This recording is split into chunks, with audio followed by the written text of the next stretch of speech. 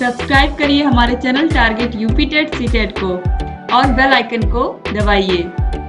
Hello दोस्तों, मैं आनंद स्वागत करता हूं आप सभी का आपके अपने channel target UP TET CTET में। दोस्तों, जैसा कि आप सभी को पता है कि आपके डीएलएड थर्ड सेमेस्टर के गणित विषय को हम चैप्टर वाइज हर एक चैप्टर में जितने भी टॉपिक्स हैं सभी टॉपिक्स को बेसिक से समझते हुए और उन पे आधारित क्वेश्चंस को सॉल्व करते हुए चल रहे हैं। इसी दिशा में दोस्तों हमने अनुपात और समानुपात पूरा पढ़ लिया है और इसके आगे जो आपके सिलेबस में आता है वह आता है घातांक की अवधारणा एवं पूर्णांक तथा परिमेय संख्याओं को घातांक के रूप में लिखना। मतलब कि घातांक होता क्या है और पूर्णांक और परिमेय संख्याओं को किस प्रकार से घात के रूप में लिखते हैं, घात के नियम क्या क्या होते हैं, संख्याओं जिन पे घात लगा होता है उनको सॉल्व कैसे करते हैं, घात को सॉल्व करने के घातांक के नियम क्या क्या होते हैं।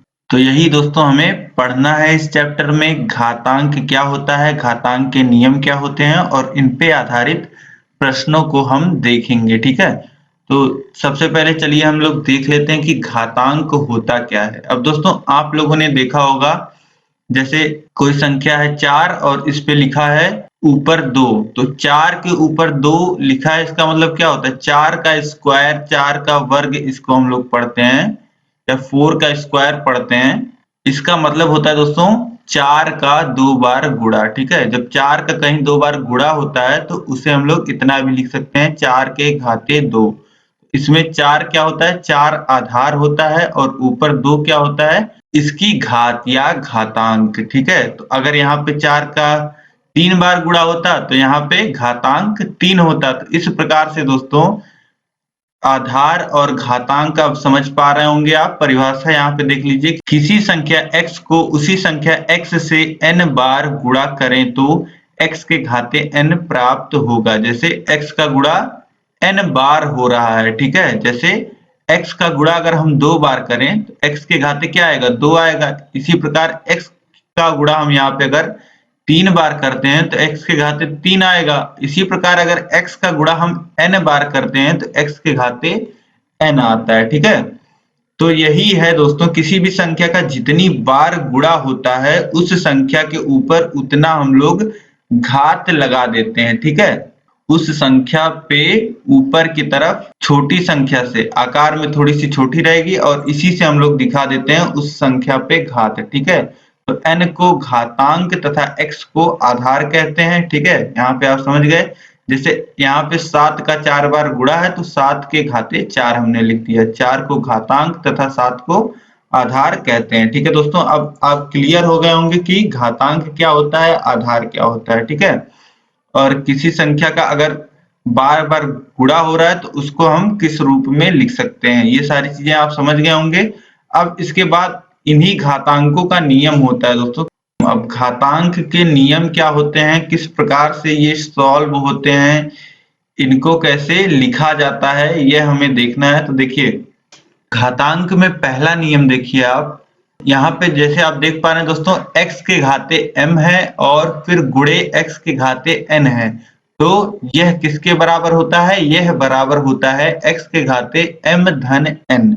मतलब कि अगर कोई संख्या मान लेते हैं 7 है, ठीक है, और उसके घात कुछ है 2 है मान लेते हैं, फिर गुणे 7 के घाते मान लेते हैं, फिर गुणे में 7 के घाते 5 है, तो इसे हम लोग कितना लिख सकते हैं दोस्तों, इसे हम लोग लिख सकते हैं यहाँ पे 7 और दोनों घातों को जोड़ दीजिए आप, 2 धन 5 यानी कि 7, तो 7 के घाते 7 यहाँ पे प्राप्त हो जाएगा। ठीक है, अब यहाँ पे आप देख पा रहे हैं कि कहीं पे अगर गुणा हो रहा है और दो संख्याएं इस प्रकार से लिखी हैं कि उनके घात भले अलग अलग हों, लेकिन जो आधार है वह अगर समान है तो वही समान आधार रखते हुए हम घातों को जोड़ देते हैं। ठीक है, यहाँ पे आपको एक बात ध्यान में रखना है कि आधार जो है वह समान होना चाहिए। ठीक है, घातें कुछ भी हो सकती हैं, m n की वैल्यू कुछ भी हो सकती है, लेकिन दोनों जगह जो आधार होगा वह समान होगा। ठीक है, यदि आधार x समान हो तो गुणा करने पर घातों को जोड़ देते हैं। ठीक है, तो बहुत ही सरल और सिंपल है, इतना ही आप देखिएगा कि जिन भी दो संख्याओं का आपस में गुणा हो रहा है, बस आपको आधार को देखना है, आधार समान होना चाहिए तभी घातें जुड़ेंगी, ठीक है। अब ये नहीं कि जैसे 5 के घाते 2 है फिर गुणे 3 के घाते 4 है, तो यहाँ पे हम इसको सरल रूप में कुछ लिख सकते हैं, ऐसा नहीं है। जब आधार समान होगा, जब यहाँ भी 5 होता, ठीक है, तब हम लोग लिख देते 5 के घाते 6, ठीक है। इस प्रकार से आप समझिएगा कि आधार जब समान हो तभी आप घातों को जोड़िएगा। अब इसके बाद देखते हैं। अब देखिए यहाँ पे नियम 2 है दोस्तों, x के घाते m है फिर भागा x के घाते n है, ठीक है। अब जैसे 2 भागा 3 लिखा है तो इसे हम लोग कितना लिख सकते हैं, इसे हम लोग लिख सकते हैं 2/3, इस प्रकार से हमने लिख दिया, ठीक है। तो यही है, चाहे x के घाते m भागा x के घाते n लिखा हो या फिर इतना लिखा हो, x के घाते m बटे x के घाते n, तो इसको दोस्तों हम लोग कितना लिख सकते हैं, x के घाते m माइनस n, ठीक है। तो जब भी दोस्तों आधार समान हो और भाग हो रहा हो तो हम घातों को घटा सकते हैं, ठीक है। बस शर्त यहाँ पर भी वही है कि आधार जो है वह समान होना चाहिए, ठीक है। जैसे 5 के घाते 3 है और नीचे 5 के घाते 2 है, तो इसे हम लोग लिख सकते हैं 5 के घाते 3 ऋण 2 यानी कि 5 के घाते 1 यानी कि 5, ठीक है। तो जब भी आधार समान हो और भाग हो रहा हो तो घातों को हम लोग क्या करते हैं, घटा देते हैं, ठीक। अब इसके बाद तीसरा नियम आप देखिए, तीसरा नियम है x के घाते 0 हो तो यह 1 के बराबर होता है। मतलब कि यहाँ से आपको क्या समझना है, किसी भी संख्या के घात में अगर 0 लिखा हो तो उसका मान क्या हो जाता है, उसका मान हो जाता है 1, ठीक है। आप किसी भी संख्या 2 के घाते 0 कर दीजिए, इसका मान 1 हो जाएगा। 3 के घाते 0 कर दीजिए, मान 1 हो जाएगा। 1000 लिखा हो, इसके घाते 0 कर दीजिए, इसका मान 1 हो जाएगा। तो कोई भी बड़ी से बड़ी, छोटी से छोटी कोई भी संख्या हो जिसके घात में 0 लिखा हो उसका मान 1 होता है, यह आपको ध्यान रखना हो। किसी भी संख्या के घात के रूप में अगर 0 को लगा दिया गया तो उसका मान 1 हो जाता है, ठीक है। तो किसी आधार के घातांक 0 होने पर मान 1 होता है, ठीक। यह आपको याद रखना है। अब इसके बाद देखिए, अब दोस्तों यही सारे नियम आपके सवालों को हल करने में इस्तेमाल किए जाते हैं, ठीक है। तो बहुत ही सरल नियम है, आपको ध्यान में रखना है। बस आपको मैं क्वेश्चंस भी अभी सॉल्व करवाता हूं, तो आपके ये जो नियम है सभी आपको ऐसे ही याद हो जाएंगे, आपको याद रखने की जरूरत नहीं पड़ेगी। आप जब क्वेश्चन सॉल्व करोगे तो आपको ये नियम ऑटोमेटिकली ही याद हो जाएंगे, ठीक है। तो इसमें कुछ याद करने की आवश्यकता नहीं है, मैं आपको क्वेश्चन सॉल्व करा दूंगा, लेकिन आप बहुत ही ध्यान से एकदम मन लगा करके वीडियो देखिए, ठीक है। अब देखिए चौथा नियम है दोस्तों, x के घाते m के घाते n। तो इसको हम लोग कितना लिख सकते हैं, अगर कोई संख्या है जिसके घात में कुछ लिखा हुआ है फिर उस पे भी घात लगा हुआ है, तो घात के ऊपर अगर घात होता है तो घातें जो होती हैं वह आपस में गुणा हो जाती हैं। जैसे आपने यहाँ पे देखा x के घाते m था और फिर इसके भी घाते यहाँ पे n था, तो यहाँ पे हम क्या करेंगे, आधार वही रखेंगे x और दोनों घातों का m और n का आपस में गुणा कर देंगे और उसे घात के रूप में यहाँ पे लिख देंगे, ठीक है। जो आधार पहले था उसको आधार रखेंगे और जो दोनों घातें थी उनका आपस में गुणा करके हम लोग यहाँ घातांक के रूप में लिख देंगे। तो दोस्तों आप यहाँ पे समझ पा रहे होंगे क्या हो रहा है। जैसे 2 के घाते 3 लिखा है और इसके घाते मान लेते हैं 5 लिखा है, ठीक है। तो आप इसे कितना लिख सकते हैं, इसे आप लिख सकते हैं 2 के घाते 3 गुणे 5, यानी ये कितना हो जाएगा, 2 के घाते 15। तो इस प्रकार से दोस्तों, अब इसको यह आता कैसे है यह भी आप थोड़ा सा देख लीजिए जिससे आपको याद रहे। जैसे अब 2 का अगर 3 बार गुणा हो रहा था दोस्तों, 2 का 3 बार गुणा हो रहा था तो इसे आप 2 के घाते 3 लिख रहे थे। अब इसी 2 के घाते 3 का अगर 5 बार गुणा हो रहा हो, 2 के घाते 3 का अगर 5 बार गुणा हो रहा हो, तो आप जानते हैं कि आधार अगर समान हो तो क्या होती हैं, घातें जुड़ जाती हैं, ठीक है। तो 2 के घाते 3 का 5 बार आप जोड़ करिए, तो 3 का 5 बार अगर आप जोड़ करते हैं तो कितना आएगा, 3 को 5 बार जोड़ेंगे तो 15 आएगा। ठीक है, तो ये आप देखिए कि आपने जो पहला घात का नियम पढ़ा कि आधार अगर समान हो तो घातें जो होती हैं वह आपस में जुड़ जाती हैं। यहाँ पे आपने देखा आधार समान है तो घातों को हमने जोड़ दिया तो भी 15 आ रहा है। ठीक है, तो यहाँ पे आप देख पा रहे हैं दोस्तों कि अगर घात के ऊपर, यही तो यहाँ था 2 के घाते 3 था पहले, ठीक है, और फिर इसके बाद 2 के घाते 3 के घाते 5 था, मतलब कि 2 के घाते 3 का 5 बार गुणा। तो यहां से चाहे आप इस नियम से देख रहे हैं जो अभी हमने नियम 4 पढ़ा, इस नियम से चाहे आप वैल्यू निकाल रहे हैं, चाहे पहला नियम जो आपने पढ़ा उससे वैल्यू निकाल रहे हैं, तो भी यही वैल्यू आ रहा है। ठीक है, तो अब से आप आसानी के लिए क्या याद रख सकते हैं? आसानी के लिए आप यह याद रख सकते हैं कि घात पे भी अगर घात हो तो आपस में घातों का गुणा हो जाता है। ठीक है, तो यह आपको ध्यान में रखना है कि कहीं पे जैसे लिखा है 2 के घाते 3 के घाते 5, तो जो दोनों घाते हैं उनका आपस में गुणा कर दीजिए और आधार तो वही रहेगा। ठीक, अब यहाँ पे 5वां नियम है दोस्तों, a के पावर m इंटू n बराबर a के पावर m हो, तो यह तभी होता है जब n की जो वैल्यू हो, जो n की वैल्यू हो वह 1 हो। ठीक है, मतलब अगर कोई संख्या लिखी है a के पावर m इंटू n और दूसरी संख्या लिखी है a के पावर m, तो यह दोनों आपस में तभी बराबर होंगी जब n का मान 1 हो। ठीक है, अब यहाँ से दोस्तों आप क्या समझ सकते हैं? यहाँ से आप समझ सकते हैं दो संख्याएं जिनका आधार जो है वह समान हो वो तभी बराबर होती हैं जब घातें आपस में बराबर हों। ठीक है, जैसे यहाँ पे आप देखें कि a के पावर m इंटू n था और यहाँ पे a के पावर m था, तो यहाँ पे नियम यह बताया गया कि यह तभी बराबर होंगी जब n का मान 1 हो। कैसे कैसे यह नियम आता है? यह नियम आता है जो a के पावर mn है, मतलब यहाँ पे जो घात है वह बराबर होगी यहाँ पे जो घात है। ठीक है, यानी कि m के बराबर होगी। ठीक, अब यहाँ पे अगर n का मान आप निकालना चाहें दोस्तों तो m यहाँ आ जाएगा बटे में। ठीक है, m बाई m हो जाएगा, m कट जाएगा और n की वैल्यू 1 आ जाएगी। ठीक है, तो यह तभी पॉसिबल है जब n की वैल्यू 1 होती है, यहाँ से आप जान सकते हैं। और कहीं पे अगर दोस्तों ऐसा लिखा है कि 3 के घाते 5 और बराबर इसको दिखाया है 3 के घाते x, ठीक है, तो यहां से आपको क्या समझना है? इसी नियम से आप यह समझेंगे कि दो संख्याएं जिनका आधार समान हो वह तभी बराबर होती हैं जब घातें समान हो। ठीक है, तो यहां से अगर इतना कहीं आपको दिया गया है तो इसका मतलब दोस्तों आप समझ सकते हैं कि आधार समान है और संख्याओं के बीच में बराबर का चिन्ह लगा हुआ है, तो घात भी बराबर होगी, यानी कि 5 बराबर x होगा या x बराबर 5 आप कह सकते हैं। ठीक है, तो इस प्रकार के प्रश्न आपको देखने को मिलेंगे।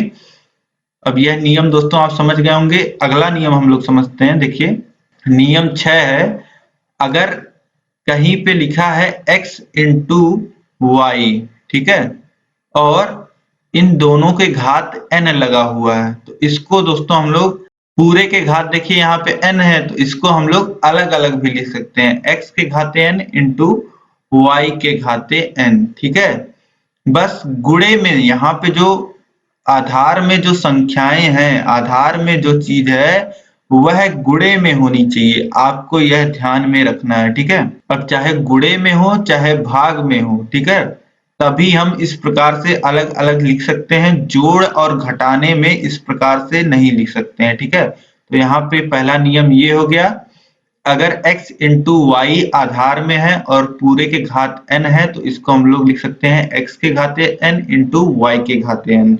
ठीक, अब इसी नियम में दूसरा नियम है, देखिए अगर x बाई वाई हो, x बाई वाई हो और पूरे के घात n हो तो इसको हम लोग कितना लिख सकते हैं? इसको हम लोग लिख सकते हैं जैसे अंश के घात भी n होगा और हर के घात में भी n होगा। ठीक है, तो इसको अलग अलग इस प्रकार से इतना लिखा जा सकता है, जैसे 2/3 के घाते 5 हो तो इसको हम लोग 2 के घाते 5 और बटे 3 के घाते 5 लिख सकते हैं। ठीक है, तो इस प्रकार से आपको ये ध्यान में रखना है। ठीक है, अब इसके बाद 6 नियम आपको देखने थे, 6 नियम आपने दोस्तों देख लिए। अब देख लीजिए यहाँ पे कुछ महत्वपूर्ण चीजें और आपको याद में रखनी है। जैसे कहीं पे भी करड़ी है तो करड़ी को अगर हम लोग घात के रूप में लिखना चाहें तो इस करड़ी का घात के रूप में होता है 1/2। ठीक है, तो कोई संख्या अगर x है और उसके ऊपर करड़ी लगा है तो इसका मतलब होता है कि x के घाते 1/2। ठीक है, तो यह स्क्वायर रूट वर्गमूल के बारे में आप समझ गए कि किसी भी संख्या का वर्गमूल का मतलब होता है उस संख्या के घात में 1/2।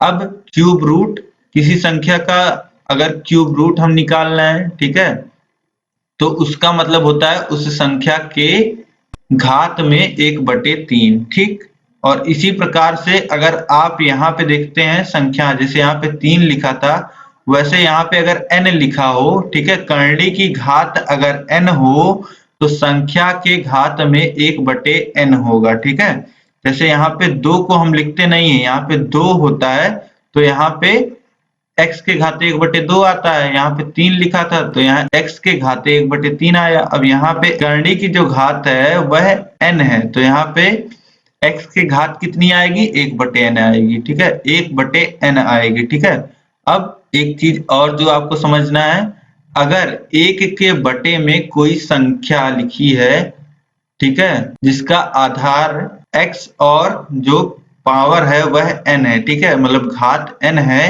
तो उसको हम लोग इस प्रकार से लिख सकते हैं। ठीक है, x के घाते -n। ठीक, अब जैसे यहाँ पे आप देख लीजिए 1/4 के घाते 3 हो तो इसे हम लोग कितना लिख सकते हैं, 4 के घाते -3। इस प्रकार से इसको लिखा जा सकता है। ठीक है, अब दोस्तों 6 नियम और ये 2 चीजें आपको ध्यान में रखनी है और इन्हीं पे आधारित प्रश्न हम सॉल्व करने वाले हैं। ठीक है, तो अब देखिए प्रश्न हम लोग देख लेते हैं। प्रश्न है घातांकों के रूप में लिखिए। ठीक है, तो ये जो करनी लगी हुई है इसको हम लोग घातांक के रूप में हमको लिखना है। मतलब कि अभी मैंने आपको बताया अगर कोई भी संख्या करनी में लिखी हुई हो और उसको घातांक के रूप में लिखना हो तो कैसे लिखते हैं, 5 के घाते 1/2 यहाँ आ जाएगा। ठीक है, रूट का मतलब होता है किसी भी संख्या के घाते 1/2। ठीक है, अब ये हो गया पहला दोस्तों। दूसरा आप देखिए, दूसरा लिखा है 3 गुणे करनी में 7, तो इसको हम लोग कितना लिख सकते हैं, 3 गुणे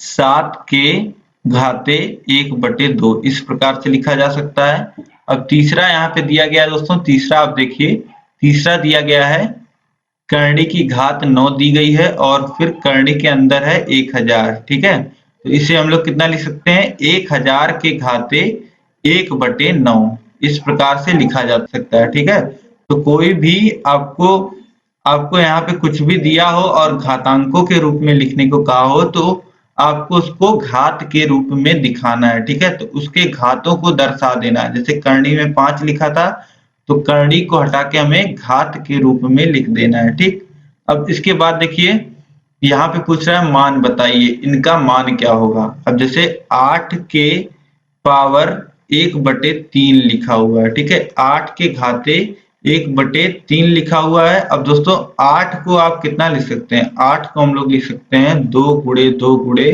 2।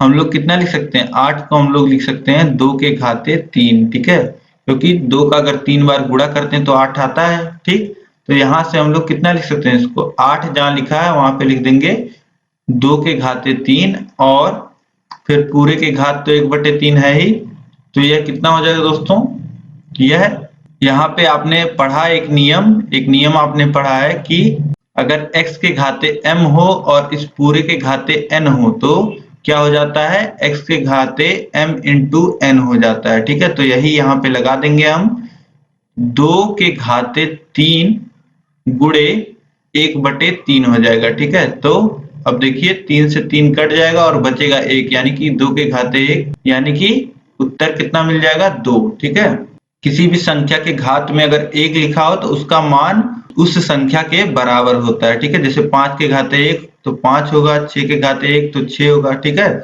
इस प्रकार से होता है। अब दूसरा प्रश्न देखिए, दूसरा है 27 के घाते 2/3। ठीक है, तो अब 27 को हम लोग कितना लिख सकते हैं, 27 को हम लोग लिख सकते हैं 27 को 3 गुणे 3 गुणे 3। देखिए 3 त्रिक 9, 9 त्रिक 27। तो 27 को आप लिख दीजिए 3 के घाते 3 और यहाँ घात में कितना है 2/3 है। ठीक है, तो अब 2/3 को दोस्तों हम कितना लिख सकते हैं, 2/3 को हम लोग 1/3 गुणे 2 भी तो लिख सकते हैं।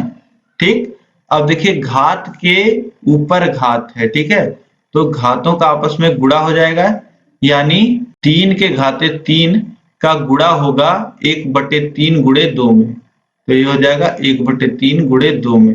अब यहाँ पे 3 और 3 आपस में कट जाएंगे और ऊपर बचेगा 1 गुणे 2 यानी कि 3 के घाते 2। 3 के घाते 2 यानी कि 3 का 2 बार गुणा यानी कि 9, 3 त्रिका 9। तो यहाँ पे हमें जो उत्तर मिल जाएगा दोस्तों दूसरे का वह 9 मिल जाएगा। अब इसी प्रकार दोस्तों यहाँ पे तीसरा जो आपको सॉल्व करना है, तीसरा है 125 के घाते 2/3, 2/3। अब 125 को हम लोग लिख सकते हैं 5 का क्यूब। ठीक है, 5 × 25, 25 गुणे 5 होता है 125, तो 5 की घाते 3 हम लोग लिख सकते हैं 125 को। और यहाँ पे कितना लिख सकते हैं 1/3 गुणे 2, जैसे पिछले प्रश्न में हमने किया था।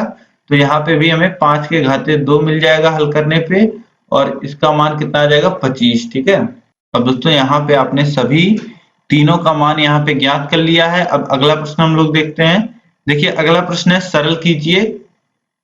पहला है 7 के घाते 1/2 है, फिर गुणे 7 के घाते 3/2 है। ठीक, तो अब दो संख्याएं ऐसी आपको दिख रही हैं जिसका आधार समान है और उनका आपस में गुणा हो रहा है। तो आप क्या कर सकते हैं, आप आधार को समान रखते हुए घातों को जोड़ सकते हैं। ठीक है, तो 7 के घाते 1/2 धन 3/2, ये हमने नियम पढ़ा था, x के घाते m हो गुणे x के घाते n हो, तो हम लोग क्या करते हैं x के घाते m धन n कर देते हैं, मतलब आधार समान हो तो घातें आपस में जुड़ जाती हैं। ठीक है, तो यही हम यहाँ पे नियम लगा रहे हैं, 7 के घाते 1/2 धन 3/2 हो जाएगा। ठीक है, तो कितना आ जाएगा 7 के घाते 4/2 यानी 7 के घाते 2 यानी कि 49। 7 7 49 होता है, तो यहाँ पे जो वैल्यू मिल जाएगी दोस्तों हमको यह मिल जाएगी 49।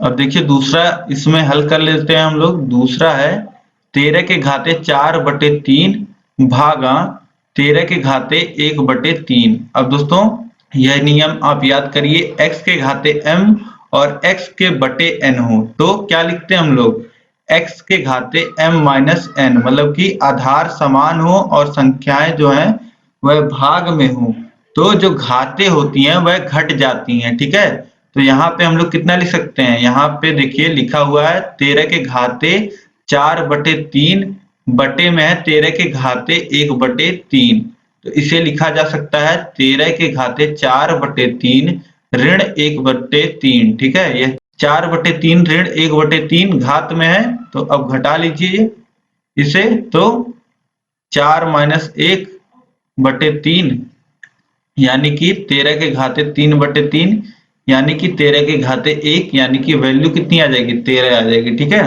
अब दो प्रश्न हो गए। अब तीसरा यहाँ पे देखिए, तीसरा है 110 के घाते 1/2 और पूरे के घाते है 4। ठीक, तो 110 के घाते 1/2 है और उसके भी घात 4 है, तो घातों का आपस में गुणा हो जाएगा। ठीक है, अगर x के घाते m हो और उसके घाते n हो तो क्या लिखते हैं उसको, x के घाते m × n। ठीक, तो 2 से 4 कट जाएगा 2 बार में और ये आ जाएगा 110 के घाते 2। ठीक है, तो 110 का 2 बार गुणा हो जाएगा और उत्तर जो दोस्तों आपको मिल जाएगा 11 × 121 होता है और 2 शून्य। ठीक है, तो यह आपको उत्तर मिल जाएगा। ठीक, अब इसके बाद देखिए लास्ट वाला है चौथा, 5 के घाते 10 है और उसके घाते 0 है। ठीक है, तो यह कितना होगा 5 के घाते 10 गुणे 0।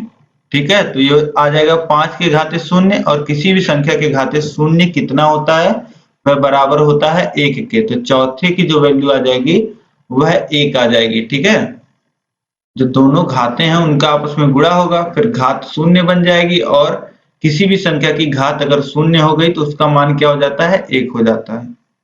अब इसके बाद देखिए दोस्तों अगला प्रश्न है x का मान बताइए। ठीक है, यहाँ पे जो दिया गया है इसमें x का मान हमें बताना है। देखिए लिखा क्या है, 7/5 के घाते 4 गुणे 7/5 के घाते 3 बराबर है 7/5 के घाते x माइनस 1। तो यहाँ पे दोस्तों आपको x देखने को मिल रहा है घात में, इसी की वैल्यू आपको बतानी है। ठीक है, तो सबसे पहले देखिए यहाँ पे हम सॉल्व करते चलते हैं, वैसे ही मैं आपको नियम भी बताते चलूंगा। देखिए आधार आपको समान दिख रहे हैं हर जगह, ठीक है, 7/5 ही है। अब लेफ्ट हैंड साइड में आप देखेंगे तो 7/5 के घाते 4 गुणे 7/5 के घाते 3 का आपस में गुणा हो रहा है, तो आधार समान है तो घातें आपस में जुड़ जाएंगी, यानी 7/5 हो जाएगा, घात में हो जाएगा 4 धन 3 और यह बराबर है 7/5 के घाते x माइनस 1 के। ठीक है, अब देखिए इसके बाद 7/5 के घाते 7, अब ये हो जाएगा दोस्तों 7/5 के घाते 7 और यहाँ पे ऐसे ही आप लिख लीजिए 7/5 के घाते x माइनस 1। ठीक है, अब दोस्तों एक नियम मैंने आपको और बताया था कि अगर संख्याएं बराबर हैं, जो दो पद आपको दिए गए हैं LHS और RHS में, वह दोनों अगर बराबर हैं, आधार समान है, तो घातें समान होंगी तभी वह बराबर होंगे। ठीक है, तो यहां से आप लिख सकते हैं 7 बराबर x माइनस 1, ठीक, या x बराबर लिख सकते हैं, यह ऋण 1 इधर आएगा तो धन 1 हो जाएगा। ठीक है, 7 धन 1 8 हो जाएगा यहाँ पे। ठीक है, तो x की वैल्यू जो हमें मिल जाएगी वह 8 मिल जाएगी। तो इस प्रकार से यहाँ पे दो नियम लगे हैं दोस्तों। पहला नियम है कि आधार अगर समान हो तो घातें जुड़ जाती हैं, और दूसरा नियम है अगर संख्याएं आपस में बराबर हैं और आधार समान आपको दिख रहे हैं तो घातें समान होंगी तभी वह आपस में बराबर होंगे। ठीक है, जैसे आधार समान हो गए एक चीज तो दूसरा भी समान होगा तभी दोनों आपस में बराबर होंगे। अगर दो पद आपको दिए गए हैं, दोनों पदों को बराबर कहा गया है और उनके आधार बराबर हैं तो उनकी घातें भी बराबर होंगी। ठीक है, तो x की वैल्यू दोस्तों 8 अब प्राप्त कर सकते हैं आप। अब यहाँ तक दोस्तों आपको पूरा घातांक चैप्टर बहुत ही अच्छे तरीके से समझ में आ गया होगा, इसकी पूरी उम्मीद है मुझे। अब यहाँ पे कुछ प्रश्न हैं जो आपको करके कमेंट बॉक्स में इसका उत्तर बताना है, और आप सभी जितने लोग वीडियो को देख रहे हैं आप सभी को उत्तर देना है, किसी को स्किप नहीं करना है, तुरंत साथ साथ आप भी प्रैक्टिस कर लीजिए। ठीक है, प्रैक्टिस करना बहुत जरूरी होता है मैथ में। तो आप मुझे कमेंट बॉक्स में उत्तर बताइए। अब कमेंट बॉक्स में भी मैं उत्तर बता सकता हूँ और नेक्स्ट वीडियो में भी उत्तर इसका बता सकता हूँ। ठीक है, अगर कोई आपको दिक्कत आएगी तो भी आप मुझे कमेंट करके बता सकते हैं, आपके सभी प्रॉब्लम्स का सोल्यूशन मैं देता हूं। ठीक है, आप जल्दी से जल्दी इन क्वेश्चंस को सॉल्व करके उत्तर बताइए। देखिए पहला प्रश्न आपको दिख रहा है 27 के घाते 2/3 का मान आपको बताना है। दूसरा प्रश्न आपको दिख रहा है 4 के घाते 0 गुणे 4 के घाते 1 गुणे 4 के घाते 2 का मान आपको बताना है। फिर तीसरा प्रश्न है 9 के घाते 1/2 गुणे 4 के घाते 1/2 का मान आपको बताना है। अब देखिए इसी प्रकार चौथा प्रश्न है x के घाते ऋण 6 भागा x के घाते ऋण 7 का मान होगा। अब दोस्तों अगर घात ऋणात्मक भी आ जाती है तो आपको घबराना नहीं है, जैसे आप करते आए हो वैसे आपको चीजों को करना है। ठीक है, तो सभी क्वेश्चंस दोस्तों आप कमेंट करके बताइएगा। यह वीडियो आपको पसंद आई है तो दोस्तों वीडियो को आप लाइक कर दीजिए, और दोस्तों इस वीडियो को आप अधिक से अधिक अपने सभी दोस्तों में, सभी ग्रुपों में शेयर करिएगा, क्योंकि दोस्तों बहुत ही आसान तरीके से मैंने सब कुछ आपको बता दिया है। और इसकी PDF दोस्तों आपको टेलीग्राम चैनल पे हमारे मिल जाएगी। टेलीग्राम चैनल को आप ज्वाइन कर सकते हैं, नीचे डिस्क्रिप्शन में आपको लिंक मिल जाएगा, या फिर सीधे आप टेलीग्राम ऐप पे जाएंगे, सर्च बॉक्स में चैनल का नाम टारगेट यूपीटेट सीटेट सर्च करेंगे, आपको वहां पे हमारा चैनल मिल जाएगा। ठीक है, इस वीडियो को अधिक से अधिक जरूर शेयर करिए ताकि बहुत ही आसानी तरीके से सभी को घातांक चैप्टर समझ में आए। ठीक है, और दोस्तों अभी तक आपने चैनल को सब्सक्राइब नहीं किया है तो नीचे रेड कलर का बटन आ रहा है, सब्सक्राइब कर दीजिए। सब्सक्राइब करने के बाद दोस्तों बगल में घंटी का निशान बन के आएगा, उस पे ऑल सेलेक्ट कर लीजिएगा ताकि सभी नोटिफिकेशंस आपको मिल पाए। ठीक है, तो जैसे ही क्लास आए आपको पता चल पाए। ठीक है, अब दोस्तों सब्सक्राइब अगर आपने कर लिया है, आप चैनल से बहुत दिन से जुड़े हुए हैं, तो आपको पता है कि अब आप दोस्तों चैनल को ज्वाइन भी कर सकते हैं। चैनल को ज्वाइन करने के बहुत सारे बेनिफिट्स हैं। चैनल को दोस्तों आप ज्वाइन करते हैं तो आप चैनल के मेंबर बन जाएंगे। आपको सभी विषयों की पीडीएफ, कंबाइंड पीडीएफ आपको दी जाएगी, मतलब कि वह पीडीएफ आपको दी जाएगी जिसमें आपको सभी चैप्टर्स मिल जाएंगे और सभी विषयों का हैंड रिटन नोट्स आपको मिलेगा, ठीक है, थर्ड सेमेस्टर का। और जो भी आप क्वेश्चन हमसे पूछेंगे वह हम तक पहुंचेंगे। जो भी कमेंट बॉक्स में आप क्वेश्चन पूछेंगे वह हाईलाइटेड होंगे, ठीक है, जो हम पहले देख पाएंगे और उसका उत्तर आपको जरूर मिलेगा, ठीक है। तो इसी प्रकार से दोस्तों आप विभिन्न लाभ उठा सकते हैं, ठीक है। तो आप चैनल को ज्वाइन भी जरूर कीजिए और हमारा सपोर्ट करिए, ठीक है।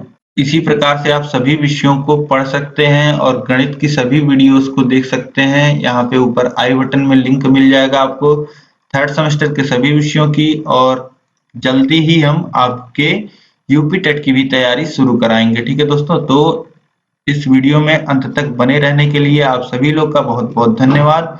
मिलते हैं हम लोग नेक्स्ट वीडियो में। जय हिंद।